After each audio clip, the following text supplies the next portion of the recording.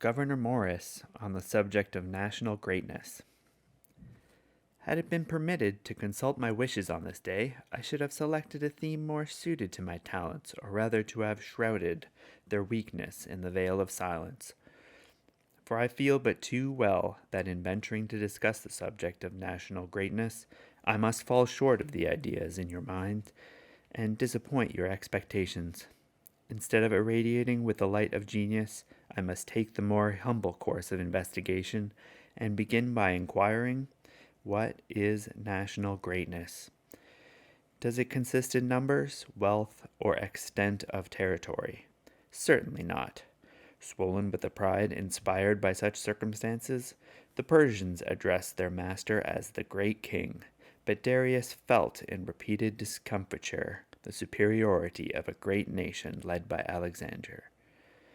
We see in our day a prince who may boast that the sun never sets on his domain, yet his authority superseded in his ports and insulated in his capital. It would seem as if his territory was extended around the globe only to display before all the world his ignominious condition.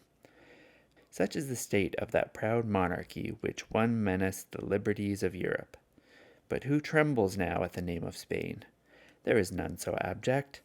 Nay, should there exist a government in which fear is the incurable disease, no paroxysm would be excited by the menace of Spain. To the wise a word is sufficient, and therefore it would be needless before this audience to prove that a nation small like Greece may rise to the heights of national greatness, while littleness shall mark every public act of a numerous people. And equally needless must it be to express what you cannot but feel, that in proportion to the high esteem, respect, and admiration with which we view the splendor of Greece in the day of her glory, is our profound contempt for those who, presiding over a powerful people, shall tamely submit to the multiplied repetition of indignities from all who through interest or for sport may plunder and insult them. These are feelings so natural that to disguise them would be vain, to suppress them impossible. I could indeed, were I to indulge a licentious imagination, suppose a number of men who, without national spirit or sentiment, shall presume to call themselves a nation.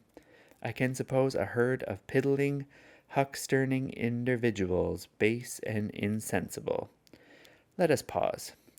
Perhaps there never was a society of men so completely void of virtue, but between them and the brave band at Thermopylae gradations are infinite.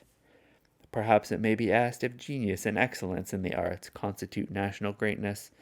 To this question the answer must be given with caution and not without some modification.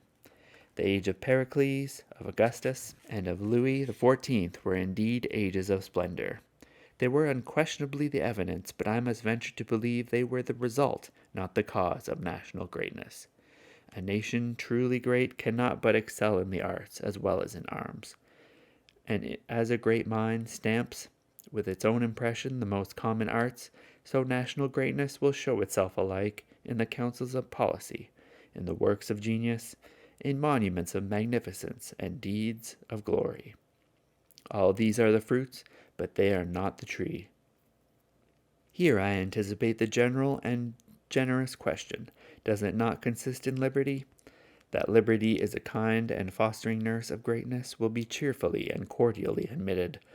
But as we have seen national greatness where there was no freedom, so we have seen free nations where baseness rather than greatness constituted the national character.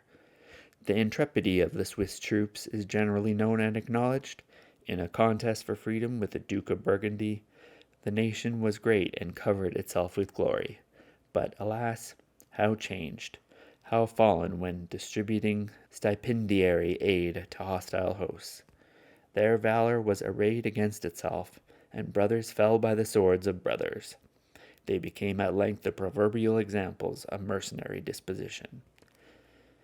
And then neither liberty nor discipline nor courage rescued Helvetian fame from the charge of baseness. Thus, then, when we have seen that a people may be numerous, powerful, wealthy, free, brave, and inured to war without being great, and by reflecting on the reason why a combination of those qualities and circumstances will not alone suffice. We are close to the true source and principle of national greatness. It is in the national spirit. It is in that high, haughty, generous, and noble spirit which prizes glory more than wealth and holds honor dearer than life. It is that spirit, the inspiring soul of heroes, which raises men above the level of humanity. It is present with us when we read the story of ancient Rome. It wells our bosoms at the view of her gigantic deeds and makes us feel that we must ever be irresistible, while human nature shall remain unchanged. I have called it a high, haughty, generous, and noble spirit. It is high. Elevated above all low and vulgar considerations, it is haughty, despising whatever is little and mean, whether in character, counsel, or conduct. It is generous, granting freely to the weak and to the indigent protection and support.